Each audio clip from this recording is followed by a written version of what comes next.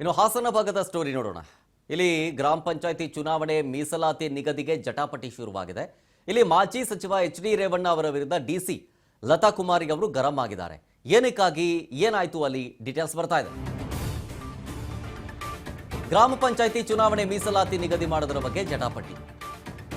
ಯಾರ್ಯಾರ ನಡುವೆ ಮಾಜಿ ಸಚಿವ ಎಚ್.ಡಿ. ರೇವಣ್ಣ, ಡಿಸಿ ಲತಾ ಕುಮಾರಿ.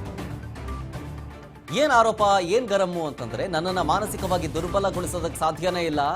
ಅಧಿಕಾರಿಗಳ ಕಾರ್ಯವೈಖರಿ ಪ್ರಶ್ನೆ ಮಾಡೋದಕ್ಕೆ ಕಾನೂನಲ್ಲಿ ಅವಕಾಶ ಇದೆ. ವೈಯಕ್ತಿಕವಾಗಿ ಅಧಿಕಾರಿಗಳನ್ನ ಅವಮಾನಿಸೋದು ಸರಿಯಲ್ಲ. ನನ್ನ ಕರ್ತವ್ಯ, ನನ್ನ ಕೆಲಸ ಹಾಗೂ ನನ್ನ ಜವಾಬ್ದಾರಿಯನ್ನ ನಾನು ನಿರ್ವಹಿಸ್ತಾ ಇದ್ದೀನಿ. ಯಾವುದೇ ರೀತಿಯಾದ ಒತ್ತಡಕ್ಕೆ ಮಣಿದು ಕೆಲಸ ಮಾಡುವ ಪ್ರಶ್ನೆಗೆ ಬರೋದಿಲ್ಲ. ನಿಯಮಾನುಸಾರ ಮೀಸಲಾತಿ ಪ್ರಕ್ರಿಯೆ ನಡೀತಾ ಇದೆ, ನಡೀಲಿ. ವೈಯಕ್ತಿಕ ಆರೋಪಕ್ಕೆ ನಾನೆಲ್ಲ ಹೆದರೋದಿಲ್ಲ, ಮಾನಸಿಕವಾಗಿ ಕುಗ್ಗಲ್ಲ. ಹೀಗಂತ ಹಾಸನ ಜಿಲ್ಲಾಧಿಕಾರಿ ಲತಾ ಕುಮಾರಿ ಖಡಕ್ ಕೌಂಟರ್ ಕೊಟ್ಟಿದ್ದಾರೆ.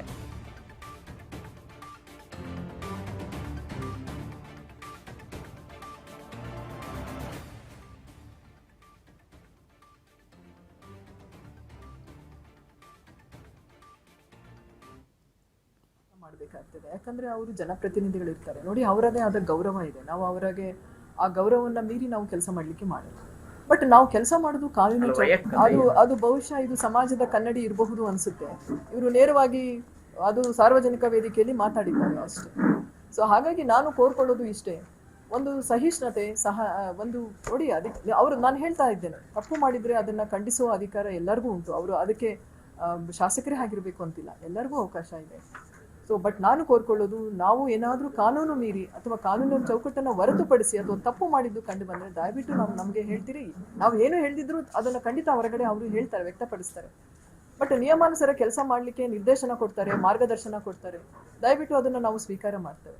ನನ್ನ ಕೋರಿಕೆ ಇಷ್ಟೇ, ವೈಯಕ್ತಿಕವಾಗಿ ಆ ಥರ ಶಬ್ದಗಳನ್ನು ಬಳಸೋದು, ಇನ್ನು ಆ ಶಬ್ದಗಳನ್ನು ನಾನು ಇಲ್ಲಿ ಬಳಸಲಿಕ್ಕೆ ನನಗೆ ಸಂಕೋಚ ಆಗ್ತಾ ಇದೆ. ಅಂಥ ಶಬ್ದಗಳನ್ನು ನಾವು ಬಳಸಲಿಕ್ಕೆ ಬರಲ್ಲ. ಅಂಥವನ್ನ ಬಳಸಬೇಡಿ, ನನಗೆ ಅಲ್ಲ, ಯಾವ ಅಧಿಕಾರಿಗಳಿಗೂ ಬಳಸಬೇಡಿ ಅಂತ ನಾನು ಕೋರ್ಕೊಳ್ತೇನೆ. ನನ್ನ ಮನವಿ ಇಷ್ಟೇ ನೋಡಿ, ಶಾಂತಿಯುತವಾಗಿ ನಾವು ನಿಯಮಾನುಸಾರ ಕೆಲಸ ಮಾಡಿದ್ದೇವೆ. ಅದರಲ್ಲಿ ತಾವು ಏನಾದರೂ ಒಂದೇ ರಿಪಿಟೇಷನ್ ಅಂದರೆ ಇಂದಿನ ಬಾರಿನೂ ಅದೇ ಸ್ಥಾನ ಇತ್ತು, ಈ ಬಾರಿನೂ ಅದೇ ಸ್ಥಾನ ಇದೆ ಅಂದರೆ ಹೇಳಿ. ಅದರ ಹೊರತುಪಡಿಸಿ ಇಲ್ಲ ಇದೇ ಸ್ಥಾನವನ್ನ ಮಾಡಿ ಹಾಗೆ, ಯಾಕಂದ್ರೆ ಯಾವ ರೀತಿ ಮಾಡಿದ್ರು ಇನ್ನೊಂದು ಗುಂಪು ಇರ್ತದೆ, ಅದನ್ನ ಅಪೋಸ್ ಮಾಡಿ.